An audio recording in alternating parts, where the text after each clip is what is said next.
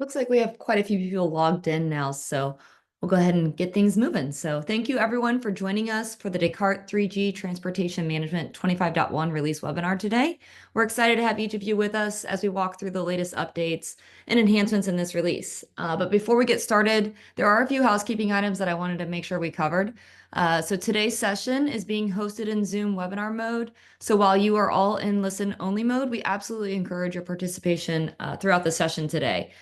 So if you have any questions during the webinar, please use the Q&A feature located in your Zoom toolbar to submit those questions to us. Our team will be monitoring the Q&A throughout the session and will address as many questions as possible during the Q&A portion at the end of today's session.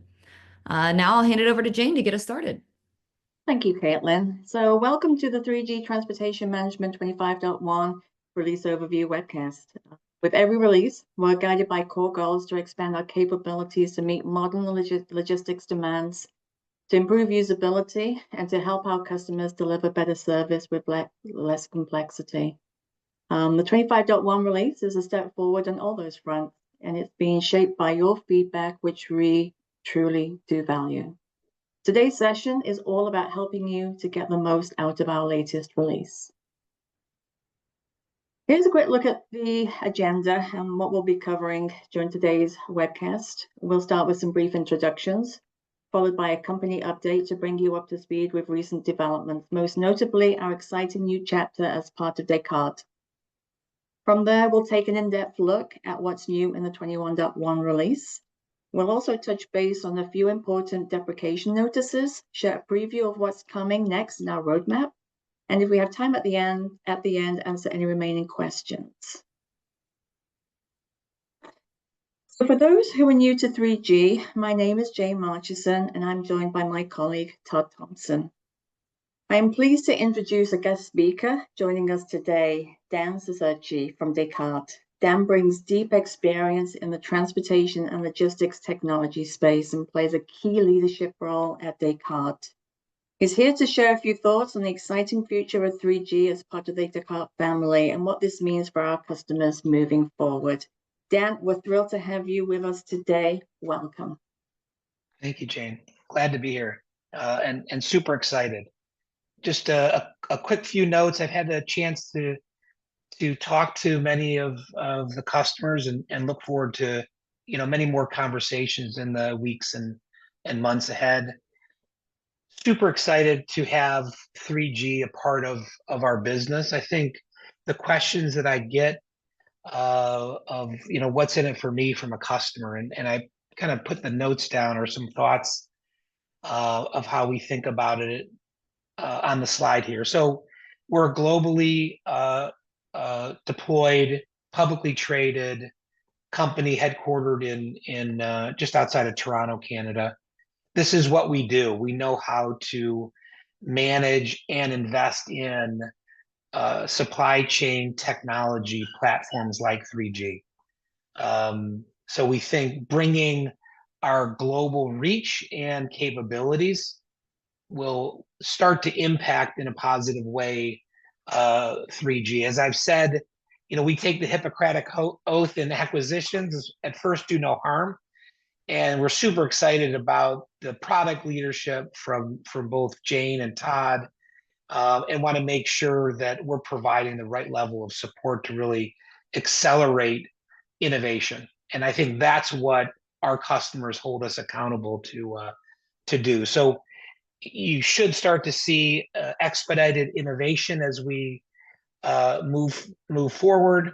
I think bringing our carrier connectivity, our global logistics network to and connect it into 3G will speed up and reduce, I think, the friction of carrier and customer communication. I think also adding in the 3G into the ecosystem and connecting other relevant Descartes products to become, first-class modules in the 3G environment will bring a lot more value to our customers.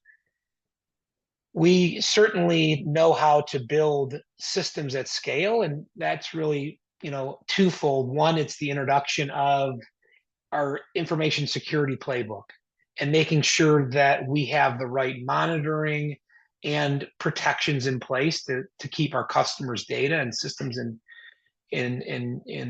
available and protected. And then certainly performance. How do we lean in to improve the scalability and performance of the 3G platform? And then I think it's all wrapped up in customer focus, right? It's the listening and the action around what our customers think is the most important, whether it be a feature, connectivity, capability.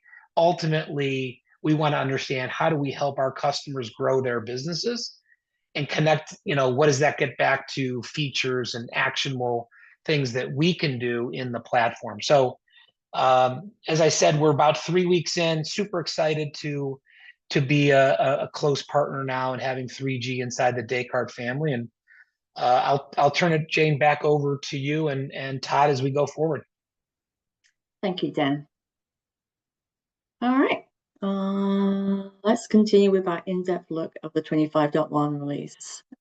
Expectations. So again, for those that are new to 3G, this webcast is intended to provide a brief overview of the new and notable features introduced in the 25.1 release.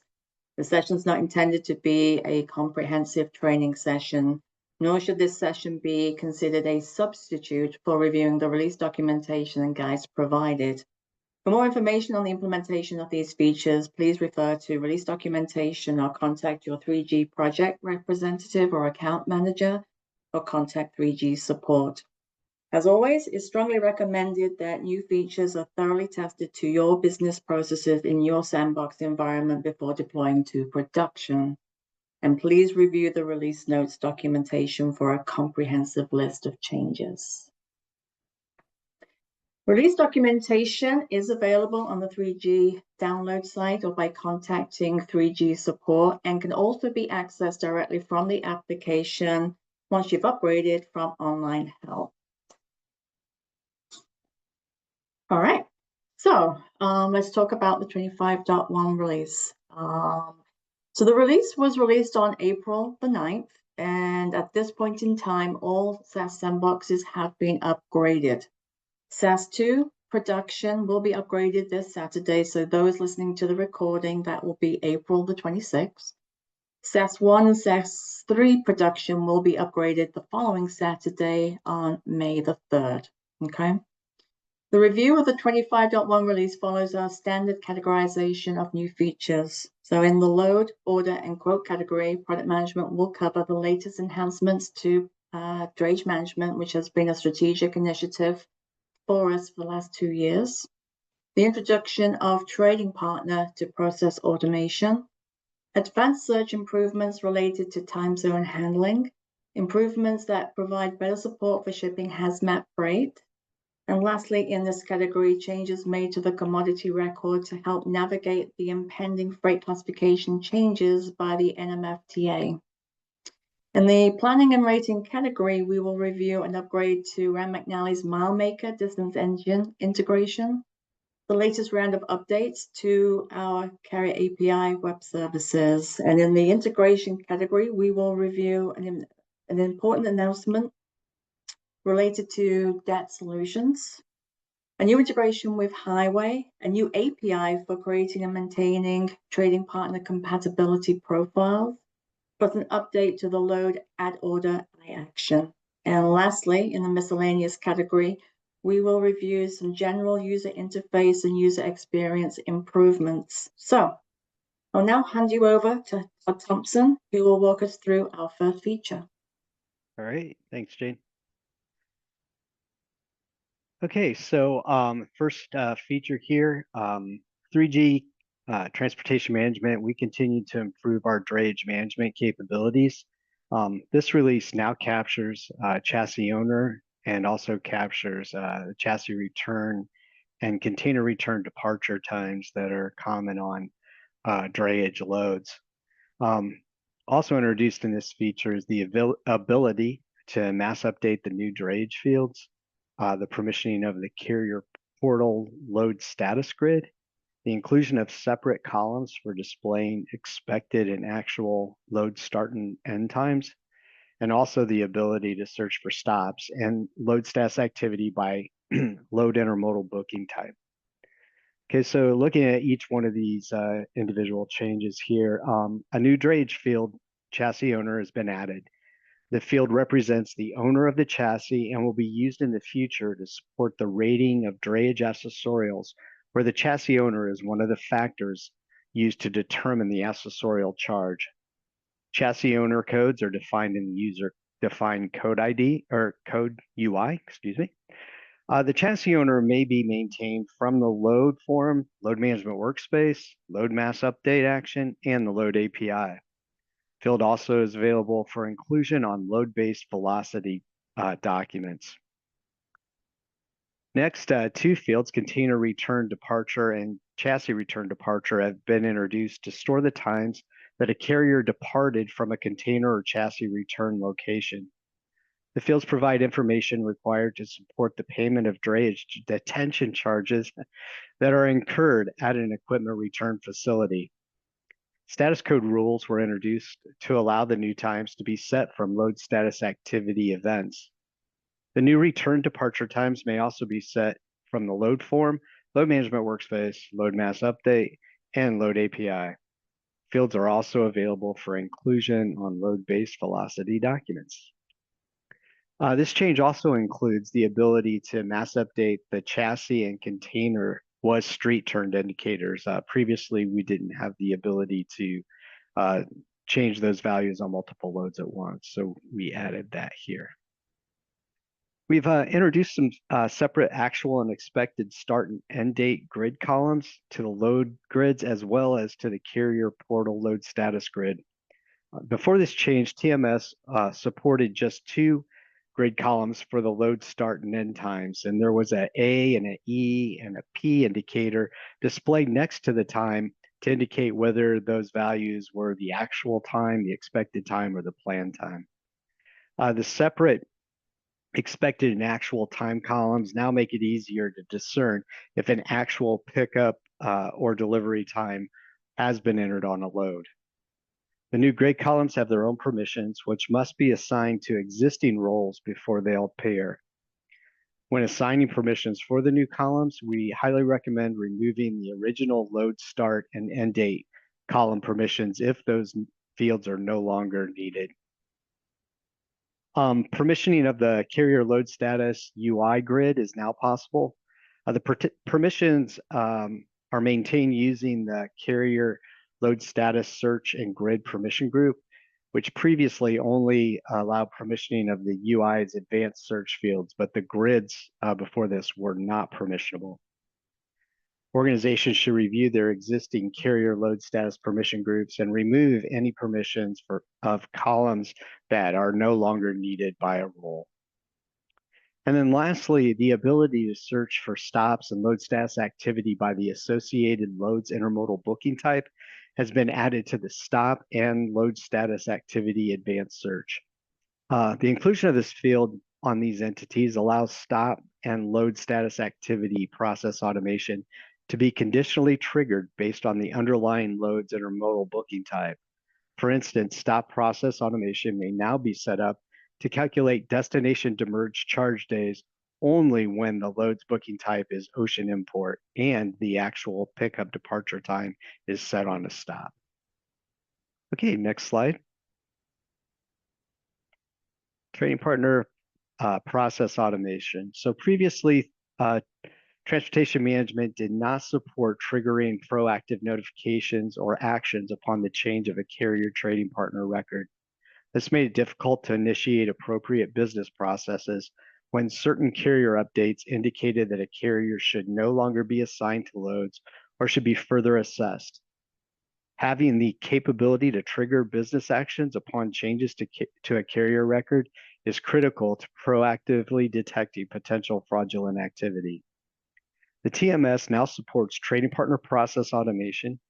Trading partner process automation may be triggered upon trading partner create or when specific trading partner fields have been changed. A single action, export trading partner, is the first action available as part of this feature. In future releases, we'll add more actions to leverage trading so that trading partner process automation can be leveraged. Those actions will do things like generate notifications and apply watch lists to loads that are assigned to a carrier. An example of how the future actions might be used, the sending of an email to members of a work group when an active carrier no longer has a favorable safety or insurance assignment status. Also, the ability to assign a hazmat load to a carrier review watch list when the load's assigned carrier has its hazmat certified indicator removed. All right, next slide. User local time zone search. So previously, searching against local date times could only be done irrespective of a location's time zone. We didn't have an option that allowed local date times to be searched relative to the user's local time zone. Local times are times that are associated with a specific time zone, such as load origin pickup time, which has the time zone of the pickup location. There are instances when searching by normalized times is preferred. For example, a user managing loads across both the Eastern and Central time zones may need to search for all loads where the expected stop arrival time is between 1 p.m. and 5 p.m. Eastern time, effectively wanting to return loads that are picking up not only between 1 and 5 p.m. U.S. Eastern time, but also those picking up in the Central time zone between noon and 4 p.m. New fields have been added to load and stop advanced search that allows searching across local date times relative to the user's preferred time zone. The labels of these new fields contain the words "My Time Zone" to make them easy to identify. You see that in the screenshot here. Relative time zone searching does not exist or has not been added to other entities such as orders, quotes, and load status activity. This feature extends only to the load and stop advanced searches. All right, turning it over to Jay now. Thank you, Todd. All right, so let's talk about hazmat. So as we all know, transportation regulations require shippers to provide complete shipping paperwork and emergency response information, and to fully communicate the hazard to the carrier and the driver. Previously the TMS was missing key hazmat information when shipping. So with that in mind, this release introduces the following hazmat-related fields. So proper shipping name, which is a standardized technical name used to identify hazardous material during transportation. This field is required when the hazmat field is checked. Special provisions, the additional rules, exceptions, conditions, or requirements that apply to the handling, packaging, labeling, or transportation of specific hazardous materials. Subsidiary class, a different hazard class that a material may also exhibit in addition to its primary hazard class. Hazmat contact name, this field is required when the hazmat field is checked. And ERAP reference. So an emergency response assistance plan reference is an identifier for a detailed plan outlining the necessary actions to take in case of an accident involving the transportation of hazardous materials. Most but not all hazmat-related fields are required when the hazmat flag is checked. With this release, the packing group field is no longer required. Not all hazardous freight is associated with a packing group, for example, flammable gases. Expanded hazmat information is supported when converting a quote, creating a routing request during copy actions and standard integrations, load tenders, and velocity data models. Addressed also in this release is the consistency in how hazmat fields interoperate with the hazmat flag. Specifically, the UI error message display and field highlights for missing required hazmat information upon save. Okay, so if you look at the screenshot, what you'll see across quotes, orders, load, routing requests when you're creating a load. you'll see the standard message with the required fields highlighted as you see here in red. Okay. Just know that the system will remove all hazmat information when the hazmat flag is unchecked. Okay. And a single hazmat permission now controls the display of all hazmat related fields on quotes, orders, purchase orders, routing requests, UIs, plus the create load and add load actions. Okay. All right, so let's talk about commodity improvements. So the National Motor Freight Traffic Association is implementing significant updates to the NMFC system set to take effect on July the 19th of this year. Okay. These changes aim to standardize and simplify the classification process for less than truckload shipments. A key component of this update is the expansion of the density-based sub-provisions from 11 to 13, which introduces new classifications. Regarding the scope of these changes, nearly 1/3 of the approximate 7,000 NMFC commodities have been updated. So that's a big number, right? This represents a substantial portion of the NMFC items under review. These revisions are part of NMFTA's broader initiative to enhance the efficiency and accuracy of freight classification, ultimately benefiting shippers, carriers, and third-party logistics providers. So as a result, we have enhanced the commodity record to help organizations navigate these changes. Okay, so you'll see that in the screenshot on the right-hand side. So we've introduced commodity details onto the commodity record to provide support for existing NMFC code and freight class relationships on the commodity record, as well as new NMFC code and freight class relationships that come into effect later this year and beyond. Okay, you can see in the screenshot the commodity details section, which is new to the commodity record. Okay. Navigating data changes related to the commodity details. Navigating data changes related to a commodity also applies to hazmat information, although the frequency of hazmat changes is relatively low compared to freight class updates. Okay. The effective date that you'll see on commodity detail records is used to determine the current commodity details for a commodity record. Okay. The definition of current is the commodity detail record with the latest effective date in the past based on today's date. And just know that the commodity advanced search is based on the current data. Okay. So the other thing that we also added as part of this release was a copy commodity action to make it easier to create additional commodity records to cover the new subdivisions.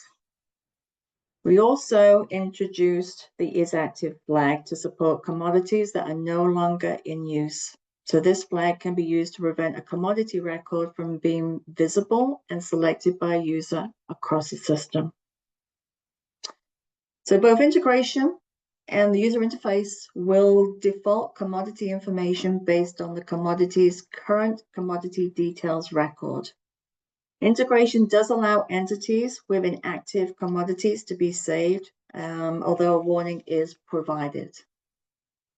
Now, due to the different release cadence between the TMS and QSP, reciprocal QSP updates are scheduled as a patch to the Hub QSP 25.1.40 release.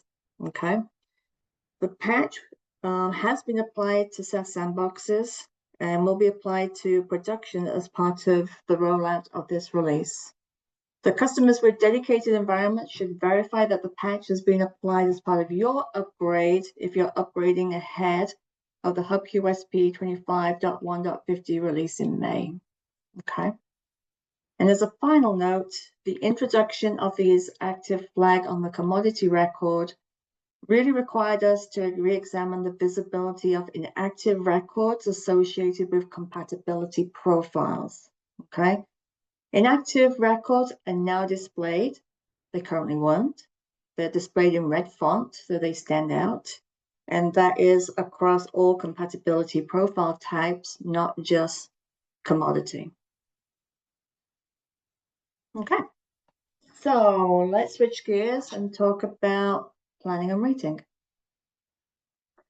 So first up is the McNally MileMaker Upgrade. So the integration with McNally MileMaker has been upgraded with this release.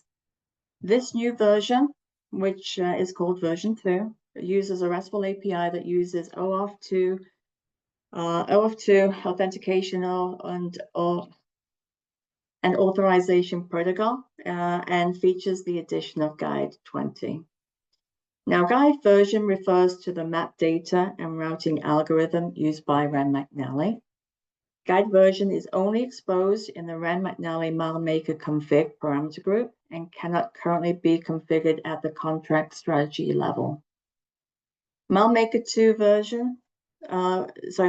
version 2 allows an organization to configure which guide, so Guide 19 or Guide 20, to use in distance request calls to MileMaker. So Guide 19 will provide backward compatibility with distance calculations using MileMaker version 1. Guide 20 includes enhanced routing capabilities that allow an organization to configure routing settings related to tolls, ferries, and border crossings. Now, there's some important nuances to be aware of.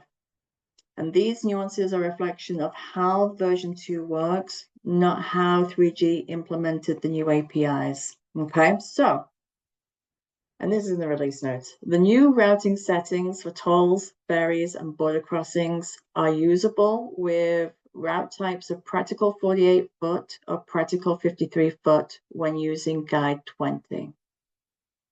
And so they're not usable. Just know that those new settings are not usable with the household goods types.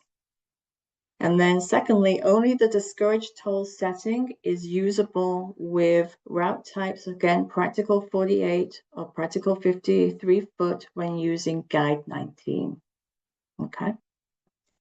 The McNally MileMaker config parameter group has been updated with the new settings. So you'll see that on the screenshot and the new settings highlighted in the orange box. Okay. Please be aware that this parameter group supports the authentication methods for both version 1 using company ID and password, and version 2, which uses an API key. Okay. All right. So let's talk about Carrier API web service improvements. So there's an ongoing initiative to minimize the amount of setup required in the hub for Carrier integrations to minimize services work and hence minimize the costs associated with setting up Carrier integrations. And we will continue to make incremental improvements throughout 2025. In this release, we have introduced several updates to expand the function of our Carrier API web services. Most of the updates relate to the load tender. Okay. So firstly, Carrier integration management. Account credentials for load tenders can now be managed directly within the TMS, removing the need for hub-based management. Organizations can now link an existing integration configuration record, which includes account number and authentication credentials, to a carrier tender configuration record. Secondly, Hazmat information. As mentioned earlier, we've introduced additional Hazmat information to the TMS, including the load tender. Thirdly, accessorial management. So historically, we've relied on using the carrier's quote reference number to communicate expected freight costs to the assigned carrier. The hub code has now been included in the load tender. And this will allow the hub team to map accessorials when building load tender API integrations. Fourthly, we have added a mode designation derived from the associated contract strategy on the hub rate request. Okay. Mode designation helps support carrier integrations with 3PLs such as the hub group. And lastly, 3G customer ID. So this customer identifier is intended to help monitor the number of Carrier API web service transactions. This information is useful to understand usage by customer and usage across carrier integrations. This field is visible in the organization's UI and is set by a 3G representative. Okay, so let's talk about integration. And I'm going to hand you over to Todd Thompson. All right, sounds good. Okay, so disabling DAT SOAP. So as we've mentioned a lot, DAT has deprecated its SOAP API integration for its DAT load board, rate view, and power products, and has replaced it with a REST API integration. In previous releases, we provided the REST API replacement for these solutions. A DAT load board replacement was made available in 23.2, rate view in 23.3, and DAT power, which is used by the available trucks functionality, was provided in 24.3. We've informed organizations through release notes and additional communications through the 3G support team that the existing data integrations needed to be upgraded to use REST before March 31st, 2025. That date's passed, so in this release, we've disabled the ability to use that connection for load boards, rate view, and power. Organizations that have not upgraded their integrations will now receive an error indicating that the connection API is no longer supported, and the organization must configure their environment to use the DAT REST API and resume using those integrations. I do want to point out that DAT Carrier Watch, which is the carrier monitoring solution offered by DAT, that product is not impacted. There is not a DAT REST integration for them at this point. Okay, so hopefully everybody's gotten their integrations updated. If not, please contact our support team if you need some help, or your services representative. All right, moving on. Highway integration. So 3G now includes an integration with Highway, which broadens our carrier management capabilities. Highway is a third-party service that provides carrier onboarding and safety insurance monitoring services, focusing on carrier fraud detection and prevention. Our integration provides touchless carrier profile creation from carrier onboarding packets received from Highway, automatic safety compliance and insurance updates, visibility to Highway's rules assessment within the TMS, which allow users to search for carriers qualified to handle specific load types, and a weekly synchronization of carrier insurance and rule assessments. Please refer to the Carrier Safety and Assignment Guide for details on configuring and implementing the Highway integration. That guide can be found in online help. It's important to note that we are working on certifying this integration with Highway and an initial beta customer. So organizations should not begin implementing the Highway integration until the certification process is complete. Once our beta customer has been successfully implemented, which should be soon after the 25.1 release is available to production, available in production to customers, an announcement will be sent forth informing all customers that the integration is available for general use once that customer is fully implemented. Again, that should not be very long, within a few weeks of, or within a couple weeks of availability in the release. Please note, at any given time, organizations may only integrate with one carrier onboarding and safety monitoring system. Since we support multiple integrations that provide onboarding and monitoring products, it's important to understand this restriction. So you cannot have more than one onboarding or carrier monitoring solution active within 3G for your organization. I'd like to remind everyone that the TMS also integrates with our Our new owner's Descartes My Carrier portal, which provides best-in-class carrier onboarding and monitoring capabilities. My Carrier portal provides risk assessment, custom tailored to your business, and identity verification to reduce identity-related fraud. My Carrier portal provides fast onboarding and integrates directly into 3G to provide automatic creation of carriers and near real-time update of safety and insurance data. My Carrier portal incorporates carrier incident reports and ratings from thousands of users as part of its carrier assessment process. Please visit mycarrierportal.com or contact the Descartes My Carrier portal team if you'd like to learn more about that integration. All right, next slide, please. Okay, so in 24.4.020, we introduced an API to import trading partner compatibility profiles from external systems. The need for this feature was driven by customers who maintain trading partner groupings outside of TMS. For instance, customers may maintain a client's do not use carrier list in their CRM. The new API supports the creation of carrier and client compatibility groups, as well as the ability to update existing carrier and client compatibility groups. The API also supports export of existing trading partner compatibility groups using the compatibility profile organization and, using either the compatibility profile and organization names or using the internal compatibility profile ID. The trading partner number, name, type, and is active indicator are returned for each trading partner in the group. Compatibility profiles for carriers also include the carrier's MC number, DOT number, SCAC, and do not assign indicator. This API does not support importing or exporting of other compatibility profile types such as equipment and commodity.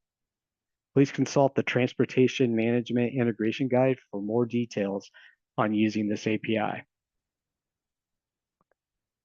And next slide, Jane. Okay, final feature here. This is another integration feature which was introduced in a 24.4 SR. In 24.4050, we introduced a new parameter to the add order to load I action. The name of that parameter is allow stop in or leaving. This action, in conjunction with remove order from load I action, allows organizations that are building loads outside of the TMS to add and remove orders from existing loads. This situation is common for customers that have live loading docks, where the basics of a truckload's itinerary are known, but the exact orders that make up the truckload are not necessarily known or may vary based on equipment capacity or product availability at the time of loading. So before the introduction of this parameter, it wasn't possible to indicate to the TMS algorithm that the add order I action should be permitted to convert an existing load to an interleave load.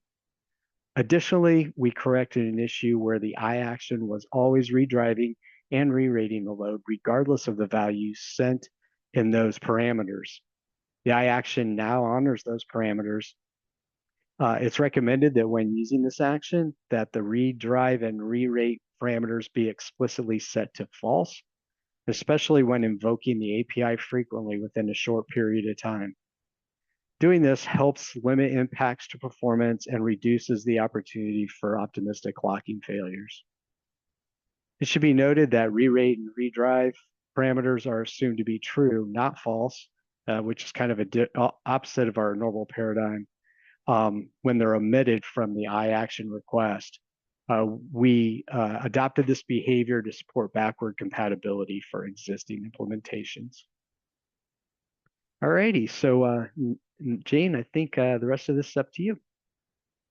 Thank you, Todd. All right, miscellaneous. Our last category. All right, so several user interface and user experience enhancements are included with this release. We looked for enhancement requests that were quick wins with the intent to deliver as many as possible in this release. So first of all, in the carrier portal, the rating distance override, load lines, and origin postal code and destination postal codes were added to the load tender UI to help carriers make a more informed tender decision. Secondly, safeguards have been added to confirm irreversible cancel or reject actions to prevent accidental execution. Confirmation of a user's intent is supported by a dialog box. Thirdly, our library of smart actions has been expanded. You'll see that in the screenshot. So a new smart action set color has been added to both the order entity and load entity. Smart action support has been introduced for the freight bill entity. Associated smart actions include approve freight bill, audit freight bill, and match load. Smart action support has also been introduced for the invoice entity, and associated smart actions include approve AR. Lastly, several updates related to the action menus were made that saw the actions menu in main grids widened to reduce the amount of action label wrapping. Inconsistencies with actions being available between the actions menu in the grid and the actions menu in the form were addressed. Actions were appropriate and now available in both action menus. There's a more logical sequence in the display of the actions in the actions menu, generally based on the entity lifecycle. Change history is positioned as the last action across all entities for consistency. And finally, some action labels were renamed, and please refer to the release notes for more details there. Okay. Special notices. Okay, so with all upgrades, when we think about our ecosystem, keeping current with integrations, is essential for maintaining seamless connectivity and compatibility between partner systems. Updates often deliver enhanced integration capabilities, improved performance, and critical security upgrades to protect shared workflows. So as a reminder, the 24.4 release saw us provide an upgrade to our Carrier Connect XL integration, with the release supporting the old integration, that was version 2.3, as well as the new integration, which is 3.2, allowing you to migrate on your own timeline. There is currently no sunset date for version 2.3, although it'll be important to transition to the new version as quickly as possible. Remember that a new license key is required to work with version 3.2. If you're hosted on SAS 1, 2, or 3, then NMFC 3 pass your new license key to 3G support, and 3G support will manage your upgrade. At my last check with support yesterday, I think there was one SAS customer that still had to be upgraded. Okay. Those in a dedicated SAS environment or on-premise should reach out to your SMC3 account manager directly for access to your new license key. And if you don't know who your NMFC account manager is, then send an email to alliancesupport@smc3.com to get connected. The volume LTL flag used to support rate requests for volume LTL pricing was replaced by the web service rate type field introduced in the 24.4 release. As a reminder, the volume LTL flag in the contract strategy web service database table has been deprecated and will be removed in a later release. And McNally MileMaker version 1. So we obviously talked about, hey, we've done an upgrade for MileMaker. So whilst, McNally currently does not have a sunset date for version 1, it has ceased to provide updates, okay? So we do recommend that you start planning your transition to version 2 as soon as possible to take advantage of the new features. Version 1 integrations will continue to function normally until version 1 is removed from the TMS, most likely in late 2025. Okay, so late this year. Okay. Let's talk about the product roadmap. All right, so here's what to expect in 2025. Not everything is outlined on this slide, but these are some of the highlights, okay? So our plan is to maintain our release cadence of quarter releases this year. The now column outlines what was delivered in the 25.1 release. The coming next column outlines features scheduled for the 25.2 release, okay? So our intent is to introduce a new field that is used to support loading meters when you think about Europe and linear feet when you think about US and Canada. And adding that new field to transactional entities, so think about quotes, orders, routing requests, load, freight bill, AR charges. Added to master data, so think about equipment, considered by planning and routing guides, and the rating engine, calculating freight charges, as well as qualifying contract strategy tiers and custom rates. This is a big feature that will be delivered in a phased approach, and we'll try and get certainly the foundation, the rating piece, and hopefully the planning piece, the basic planning piece, done in the 25.2 release. Okay. A key requirement of proactive carrier fraud detection measures is having the ability to identify loads that have been assigned to a carrier where potential fraud has been detected. The ability to quickly identify these loads and act on them can help to keep loads out of the hands of bad actors. Because you'll see us do more when we think about workflows within the TMS to facilitate that. Next, when you think about broadcast offers, carriers currently have no visibility into the award results on broadcast offers that they were requested to participate in. Knowing how a broadcast offer was awarded and the awarded amount can help carriers understand how they may win similar business in the future. We'll look to address issues related to re-rate, changing the operating carrier when their load is assigned to a 3PL. So there's some of the things we're looking to do in the 25.2 release. In the later column, these are features that we have currently targeted for the second half of the year. Okay. So the work continues on drayage management with the systematic calculation and application of detention, demurrage, and chassis equipment charges on the load. We will review the allocation logic, order and stop specific accessorial charges will no longer be allocated beyond the original assignment of those services. Today, the TMS supports a project level integration with MacroPoint. Our intent is to provide a best-in-class productized integration. In a similar vein, we'll review our existing integration with My Carrier Portal and provide a best-in-class integration there as well.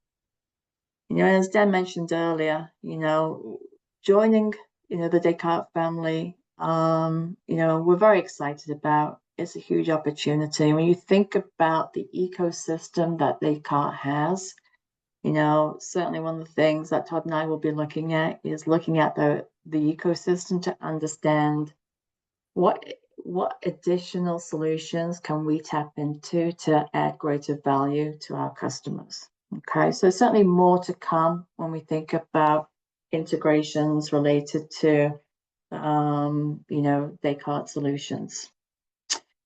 And by the end of the year, our goal is to fully support LTL service levels across tariff rates, native rates, and carrier API web services, and hopefully get to a singular class of service field on a load entity that is mode agnostic. Okay. So that's a peek into this year's roadmap. Like I say, not everything is on this slide, but these are certainly some of the key highlights. Okay. All right. I think we have some time for any questions. Yeah, Jane, can you see the questions? I can't. Oh, okay. All right. The first one, I think you'll need to answer. I think you probably need to answer both of them, maybe. So the first one is there any plan to make density table auto classification calculations part of the commodity entity? For a client that has multiple commodities, if those different commodities are on different density tables, only a single auto class table can be loaded on the client, meaning that the operator must be knowledgeable enough for the commodity's specific subclasses to enter manually or select the correct subclass commodity entry. An auto class within the commodity based on a density table would allow the operator to select the appropriate commodity and have final class determined based on line item details, eliminating operator knowledge requirements for multi-commodity clients. Might have to unpack that offline. I have to, as a long question, but it's a great question. There's nothing on our radar right now. It's certainly something, when we think about the changes we talked about earlier related to the rate classification changes, I think it's something we should take a look at. But yeah, I'll take a look at that question more closely after this session, unpack that a little bit more, and I'll respond back. Okay, and then the other question is, did we include a manage AR smart action? So that's just a general question. I think somebody thought maybe that would be there. I don't recall doing that, and I'm not sure from what UI that is either, but Manage AR. smart action, yeah. Smart action, no. I mean, we added what was certainly on that screenshot are the new ones that we added with this release.